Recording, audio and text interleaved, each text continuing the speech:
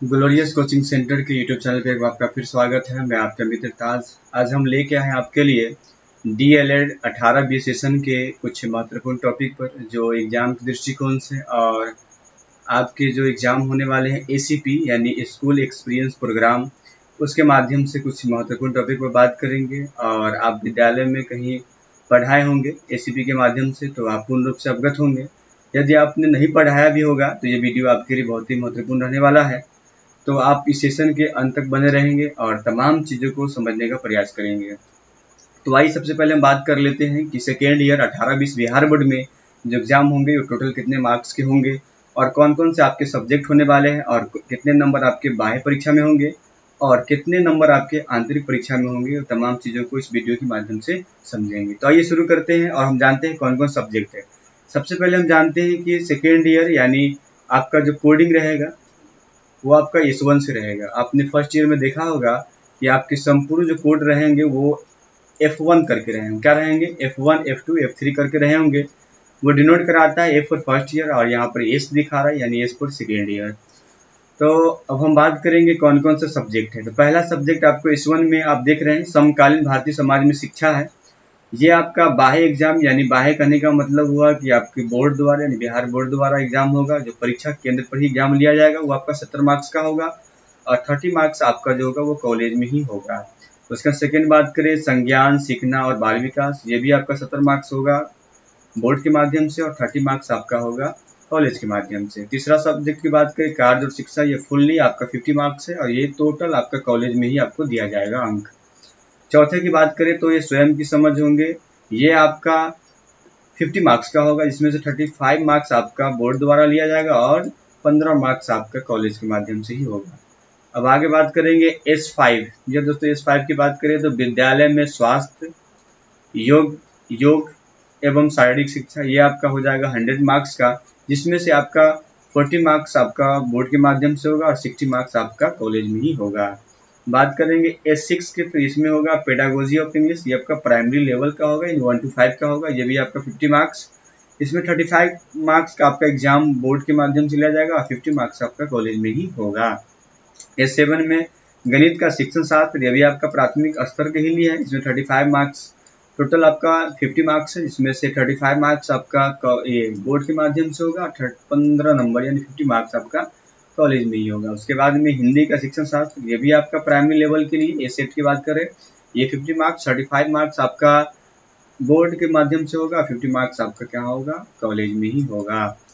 और S9, ये दोस्तों S9 आपके लिए थोड़ा सा समझना जरूरी है, क्योंकि ये आपका उच्च प्राथमिक स्तर यानी 6 to 8 के लिए आपका जो आपने चयनित किया होगा, जो आपने सेलेक्ट किया होगा हायर के लिए, वो आपका एग्जाम लिया जाएगा। हो सकता है आपका साइंस में भी हो सकता है, हिंदी भी हो सकता है, अंग्रेजी भी हो सकता है, मैथ भी हो सकता है, उर्दू भी हो सकता है। जो भी आपका होगा वो आपका एक पेपर आपका S9 के अंतर्गत एग्जाम होगा। तो ये चीज आप समझ के आगे बढ़ते हैं। और लास्ट आपका आता है ACP, जिसको हम बोलते हैं विद्यालय अनुभव कार्यक्रम, जिसको इंटर्नशिप भी बोला जाता है और अंग्रेजी में बात करें तो स्कूल एक्सपीरियंस प्रोग्राम कहा जाता है। ये आपका टोटल आपकी बात करें तो ये आपका 400 का होता है, जो आपके 1000 मार्क्स जो आपके फुल होंगे उसमें से सिर्फ ACP यानी स्कूल एक्सपीरियंस प्रोग्राम ही जो है वो आपका 400 यानी लगभग हम बात करें तो 40% मार्क्स जो आपका होगा वो आपका ACP आपको ही दिलाएगा। तो टोटल आपको कितना है 1000 मार्क्स है, जिसमें से आपका 545, ये दोस्तों ये लार्ज नंबर है, इस पर ध्यान दीजिएगा, 545 जो आपका है वो कॉलेज के ही माध्यम से मिलेंगे और 455 यही आपका बोर्ड में। तो कह सकते हैं कि यहाँ पर सबसे ज्यादा प्रभाव आपका रिजल्ट पर कॉलेज ही डालने वाला है। तो ये दोस्तों आप इतना समझ गए कि आपका 100 मार्क्स टोटल आपका 1000 मार्क्स है, जिसमें से आपका 545 यानी 545 आपका कॉलेज के माध्यम से होगा, 455 यानी 455 आपका ये आपका बोर्ड में एग्जाम होगा। तो आइए शुरू करते हैं। अब जो मेन टॉपिक हमारा था ACP, इस पर हम बात करेंगे। ACP यानी विद्यालय अनुभव कार्यक्रम 2। जस्ट 2 की बात इसलिए कर रहे हैं क्योंकि सेकेंड ईयर हमने 18-20 से लिया है, इसलिए हम ACP 2 के ही बारे में बात करेंगे। आप ACP 1 के बारे में भी जान चुके होंगे कि आप सेकेंड ईयर में है तो फर्स्ट ईयर में भी आप इससे अवगत हुए होंगे। यदि आप अवगत नहीं हुए हैं तो इस वीडियो के माध्यम से आप पूरे जोर से समझने का प्रयास करेंगे और हम भी प्रयास करेंगे ताकि आपको प्रत्येक कॉन्सेप्ट से आपको अवगत कराया जाए। देखिए एसीपी क्या होता है, स्कूल एक्सपीरियंस प्रोग्राम। देखिए आप यदि डीएलएड हो या बीएड कर रहे होंगे तो आप इससे अपने कॉलेज जहाँ प्रशिक्षण केंद्र आपका होगा वहाँ पर आपको इसके बारे में पढ़ाया भी गया होगा। यदि पढ़ाया नहीं गया होगा फिर भी हम अब समझाने का प्रयास ही करेंगे यहाँ पर कि आपको भी क्लियर डाउट क्लियर हो जाए। देखिए एक शिक्षक के लिए सबसे इम्पोर्टेंट होता है कि उसको एक्सपीरियंस हो। एक्सपीरियंस करने का मतलब अनुभव हो, यानी एक अध्यापक है तो उसको विद्यालय के अनुभव से अवगत होना चाहिए। यानी किस प्रकार से, प्रत्यक्ष रूप से या अप्रत्यक्ष रूप से। आप कक्षा में सिर्फ विद्यालय के बारे में, उसके तमाम चीज़ों के, उसके प्रबंधक, उसके संचालक, तमाम गतिविधियों के बारे में आपने पढ़ा होगा, लेकिन उसी गतिविधि के माध्यम से उसी ट्रेनिंग पीरियड में आपको एसीपी करने का भी आपको मौका मिलता है, जिसमें आप उस विद्यालय यानी कॉलेज के माध्यम से जो भी विद्यालय आपके लिए आवंटित किया जाता है वहाँ पर आप जाते हैं और अपना स्कूल एक्सपीरियंस प्रोग्राम को वहाँ पर करते हैं। यानी किसी भी विद्यालय में आपको मौका मिलता है जहाँ पर बच्चों के साथ आपको टीचिंग करने का एक अवसर मिलता है, वहीं से आप कुछ अनुभव प्राप्त करते हैं, इसलिए इसका नाम पड़ा स्कूल एक्सपीरियंस प्रोग्राम पड़ा। तो हम बात करेंगे आखिर इसकी आवश्यकता के ऊपर ही एसीपी की। आखिर हमारे डीएलएड और बीएड में एसीपी क्यों शामिल किया गया, इससे क्या फ़ायदे होते हैं, एक अध्यापक के लिए एसीपी करना क्यों ज़रूरी है, और आगामी मतलब भविष्य में अगर आप शिक्षक बनते हैं तो आपके लिए एसीपी किस प्रकार से आपके लिए मदद करेगा। देखिए टीचर की गुणवत्ता बार बार घटती जा रही है, अभी तो बढ़ रही है, लेकिन पहले की जो भी अध्यापक उनकी गुणवत्ता अभी आधुनिक दौर में बहुत सारे चीज़ को, टेक्निकल को भी शिक्षा क्षेत्र में शामिल किया गया है। तो एक अध्यापक के रूप में जब तक उस चीज़ से आप खुद अवगत नहीं हो पाइएगा तब तक आप शिक्षार्थी को भी उससे परिचय नहीं करा पाइएगा।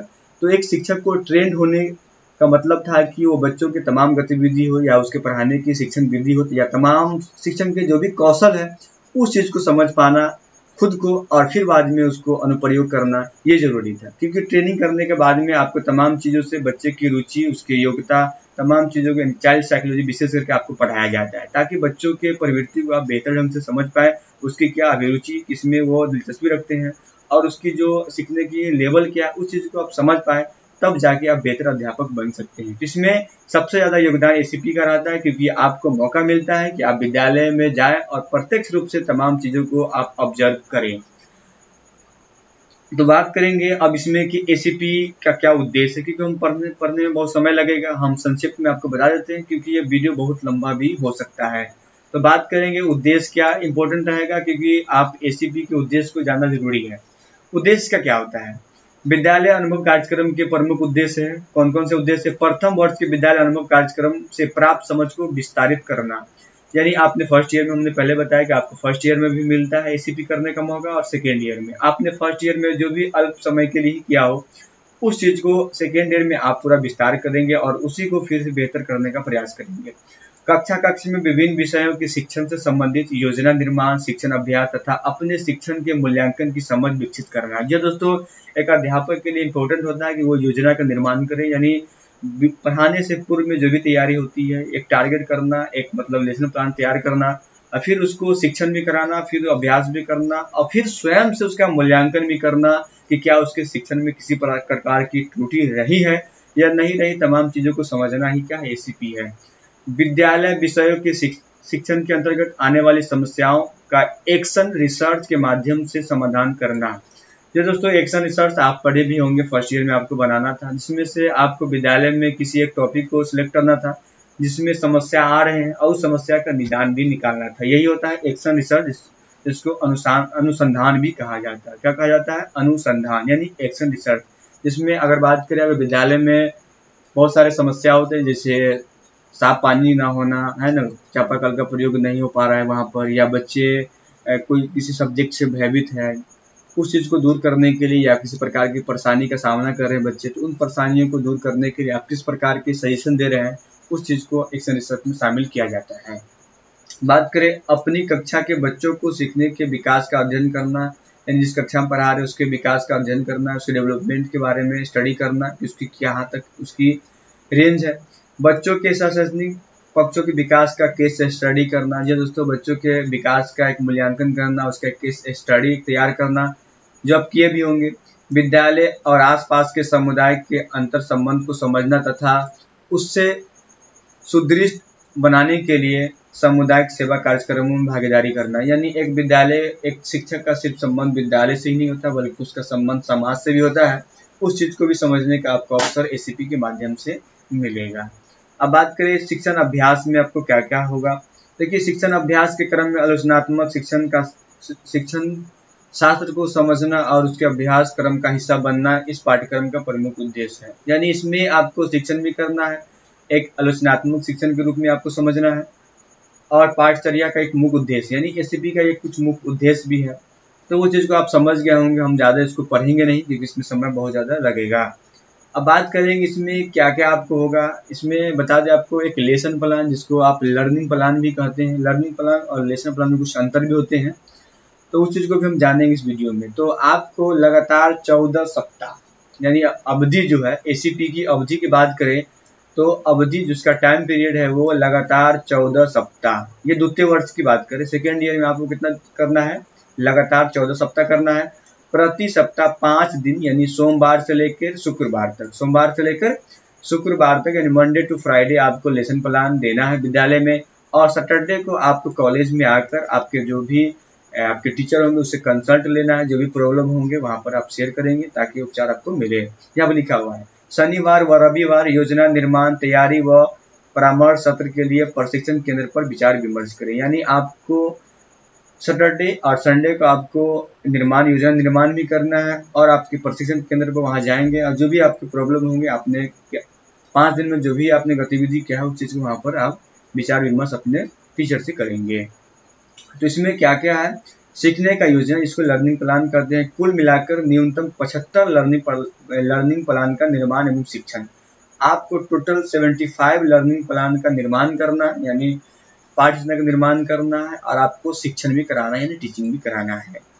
प्रति वर्ष न्यूनतम 15 लर्निंग प्लान का निर्माण एवं शिक्षण। प्राथमिक स्तर के 4 विषय तथा उच्च स्तर प्राथमिक स्तर का 1 विषय, कुल मिलाकर 5 विषय। यानी आपको टोटल 75 लेसन प्लान का निर्माण कराना है, जिसमें से आपका 15-15 प्रत्येक सब्जेक्ट से होंगे, और एक आपका जो होगा वो आपका हायर होगा, जिसमें आपने सेलेक्ट किया होगा उच्च प्राथमिक स्तर, यानी 6 to 8 में जो सब्जेक्ट आप सेलेक्ट किए होंगे वो आपका एक होगा।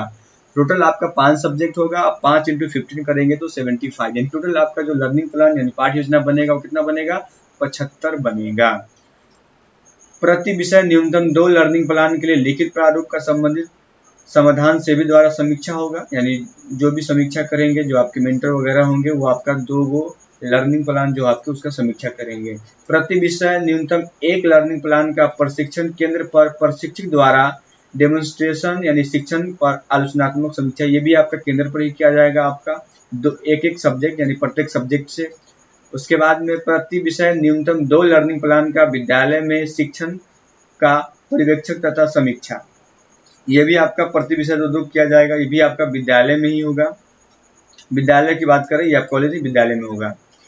प्रत्येक विषय न्यूनतम 1 लर्निंग प्लान लिखित प्रारूप तथा कक्षा शिक्षण का बाह्य मूल्यांकन किया जाएगा। ये इंपॉर्टेंट रहेगा। प्रति विषय न्यूनतम 1 लर्निंग प्लान जो होगा जिसका मूल्यांकन बाह्य मूल्यांकन होगा, यानी कोई भी आपके कॉलेज में बाहरी लोग आएंगे और उस माध्यम से आपका मूल्यांकन होगा। जो 100 मार्क्स जो आपका जो है वो एग्जाम यही होगा जो आपको दिख रहा है।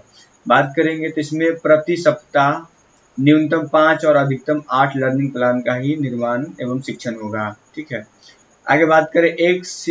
एक सीखने की योजना या लर्निंग प्लान से तात्पर्य है एक अध्यापक अथवा इकाई से नहीं, बल्कि एक लर्निंग प्लान से तात्पर्य है एक कालांश के लिए शिक्षण की रूपरेखा। एक ही अध्याय अथवा इकाई में इसके कई शिक्षक व अवधारणाओं को लेकर कई लर्निंग प्लान बनाए जा सकते हैं। लर्निंग प्लान का निर्माण कैसे किया जाए, इसकी चर्चा आप कई विषयों में समझ चुके हैं। इसकी विस्तृत चर्चा पाठशाला के माध्यम से भी की जाएगी। प्रशिक्षु अपना स्व मूल्यांकन कैसे करेंगे वो भी चीज़ आपको बताया ही गया होगा। अब आगे बात करते हैं। ये कुछ टॉपिक आ रहा जो आपको एसीपी के माध्यम से ही करने थे और आप भविष्य में करने वाले हैं तो करेंगे। तो अब हम बात करेंगे, सेकेंड आता है 2 नंबर में, बच्चों के सीखने के विकास का अध्ययन। यानी ये क्या है पहले हम इसको जानेंगे, और ये आपका एसीपी में ही शामिल है क्योंकि फर्स्ट आपका लेसन प्लान था जो हम समझा दिया आपको। 75 टोटल बनाना है, 5-5 सब्जेक्ट आपका हुआ, एक सब्जेक्ट वो होगा जो आपने सेलेक्ट किया होगा, इसमें हिंदी, इंग्लिश, मैथ आपका रहेगा और साइंस रहेगा, क्योंकि साइंस करने का मतलब ईवीएस पर्यावरण, क्योंकि 1 to 5 में साइंस होता नहीं है, ईवीएस यानी उसी में आपको सब चीज इंक्लूड किया गया है। तो बच्चों के सीखने का विकास का अध्ययन क्या है, देखिए इसको हम थोड़ा सा पढ़ेंगे ताकि और बेहतर ढंग से आपको समझ पाएंगे। हर शिक्षक या शिक्षिका का शिक्षण कार्य तभी सार्थक है जब उसके कारण बच्चों के सीखने में सकारात्मक प्रभाव पड़े। आप अगर एक अध्यापक है तो आपका शिक्षण कार्य तभी प्रभावशाली माना जाएगा तब जब बच्चों के अंदर सकारात्मक परिवर्तन आएगा, आपके शिक्षण से तभी माना जाएगा। तो उसी शिक्षण को सकारात्मक करने के लिए आपको एसीपी कहा गया है। लेकिन इसमें होता क्या है कि आपको किसी कक्षा को आप सेलेक्ट करेंगे, जो भी कक्षा हो, और उस कक्षा में आप कुछ बच्चे का मूल्यांकन करेंगे और कुछ बच्चे को इंडिकेट करेंगे, यानी 10-12 बच्चे होंगे उसको आप इंडिकेट करेंगे और उन बच्चों के संदर्भ में आप जानने का प्रयास करेंगे कि बच्चे क्या जानते हैं और उसमें कुछ त्रुटि है या कुछ उसमें सीखने की प्रवृत्ति है, तो कहाँ तो वो सीखने में सक्षम है या आपकी हेल्प की आवश्यकता है, मदद की आवश्यकता है, और कहाँ तक कर पाइएगा वो चीज़ आपको समझना होगा। इसमें क्या करना है कि पहले आप जाइएगा वहाँ पर, उस बच्चों का नाम अंकित कीजिएगा, उस बच्चों के बारे में आप जानिएगा, उसके जो भी सीखने की गति है उस चीज़ों को वहाँ पर समझिएगा। इसके माध्यम से बच्चों के सीखने के विकास का अध्ययन।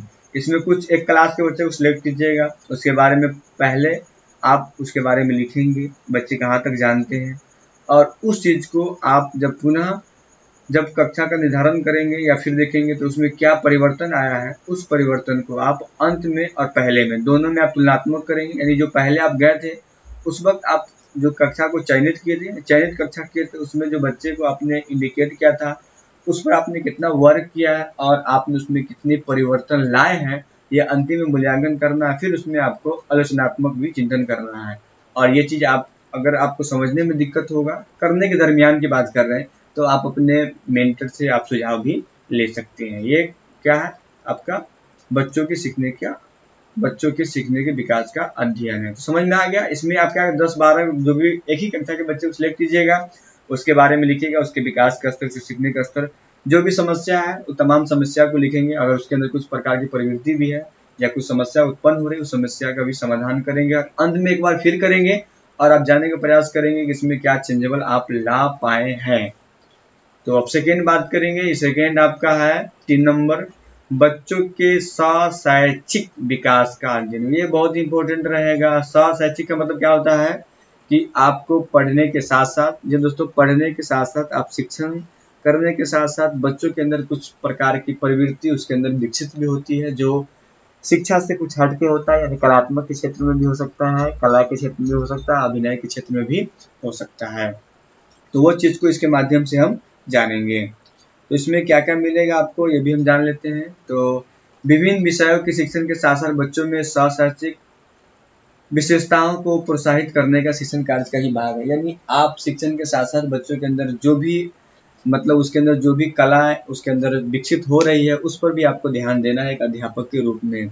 जैसे कई बच्चे सृजनात्मक क्षमताएं होते हैं जो अक्सर किताबी ज्ञान पर जोर देने के कारण निखर नहीं पाते हैं। ये दोस्तों कुछ बच्चे के अंदर बहुत सारे ज्ञान भी होते हैं, बहुत सारे सृजनात्मक कुछ अलग करने की भी उसके अंदर प्रवृत्ति होती है, लेकिन किताब के जोर पर, सर के दबाव पर, उसके पेरेंट्स के दबाव पर उसके अंदर जो ज्ञान होती है उसको दब जाते हैं। तो उस ज्ञान को दबाना नहीं है बल्कि एक अध्यापक के रूप में उसको एक नई दिशा प्रदान करना है ताकि वो भी जिस क्षेत्र में वो कार्य कुशल है उसमें अपने आप को एक पहचान बना सके। जैसे बात करते हैं शिक्षकों की ऐसी समझ होनी चाहिए कि वे बच्चे को शैक्षिक पक्षों के विकास को प्रोत्साहित कर सके। कला के क्षेत्र में हो सकता है, सांस्कृतिक गतिविधि हो सकता है, सृजनात्मक कार्य आदि इसके उदाहरण भी है। तो ये चीज़ आपको देखना होगा। आप भी विद्यालय में जाएंगे, वहाँ पर कुछ बच्चे में कुछ अलग प्रकार की प्रवृत्ति और सृजनात्मक कार्य आपको देखने को मिलेंगे। उस कार्य को आप नई दिशा में प्रदान करने में सहयोग करेंगे। तो ये आपका सेकेंड रहेगा। सेकेंड क्या है आपका, ये आपका 3 नंबर है, ये आपका एसीपी के अंतर्गत ही शामिल होगा। अब बात करेंगे लास्ट जो आपका समाज यानी कम्युनिटी से संबंधित रहेगा, सामुदायिक कार्य। ये दोस्तों विद्यालय का संबंध केवल विद्यालय से ही नहीं होता, हमने पहले ही आपको इस पंक्ति से अवगत करा दिया था। एक अध्यापक के लिए सिर्फ शिक्षण, किताबी ज्ञान और विद्यालय में ही पढ़ा लेना ही उसके लिए बहुत कुछ नहीं है, बल्कि उसका समाज में किस प्रकार का अस्तित्व है, उसकी क्या पहचान है, ये भी उसके लिए बहुत ही महत्वपूर्ण होता है।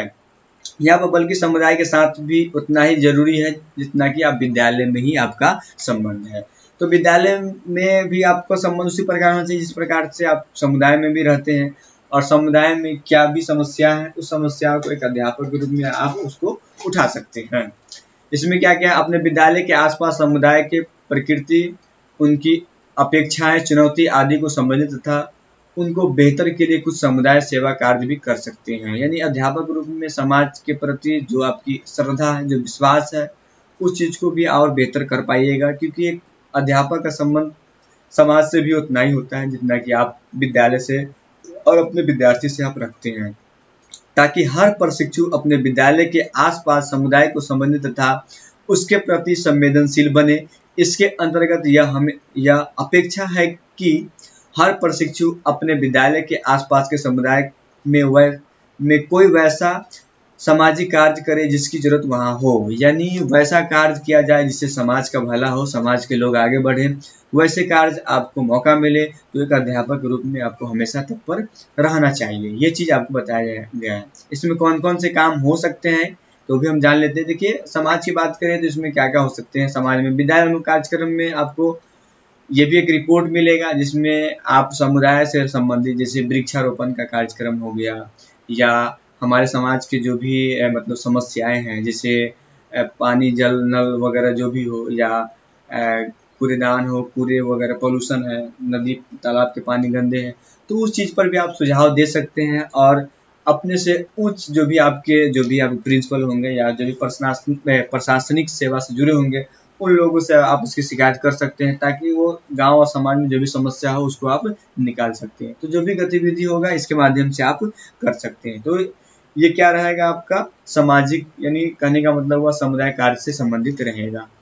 तो ये आपका कुछ 4 टॉपिक है, यानी समुदाय कार्य और बच्चों के सशैक्षणिक, मतलब बच्चे के अंदर जो भी सृजनात्मक कार्य करने की जो क्षमता होती है, एक अध्यापक के रूप में आप उसको डेवलपमेंट करेंगे। विद्यालय में आप गए होंगे तो इस चीज़ को आपको बताया भी गया होगा। और हम आगे देखते हैं, इसी में जो हम पढ़ा भी चुके हैं आपको, बच्चों के सीखने के विकास का अध्ययन, ये भी आपके लिए उतना ही इम्पोर्टेंट रहेगा। देखिए, ये वीडियो थोड़ा सा शॉर्ट रहा है, थोड़ा सा हमने प्रयास किया कि आपको एसीपी के बारे में पूरी जानकारी दिया जाए। यदि आपको किसी प्रकार की समझने में परेशानी होगी तो हमारे कमेंट बॉक्स में लिखेंगे। आई होप कि आप इसको समझ पाएंगे, लेकिन हो सकता है कहीं समझने में दिक्कत हो तो आप हमसे पूछ सकते हैं। तब तक के लिए इतना ही, मुझे दीजिए आज्ञा। जय हिंद, जय भारत।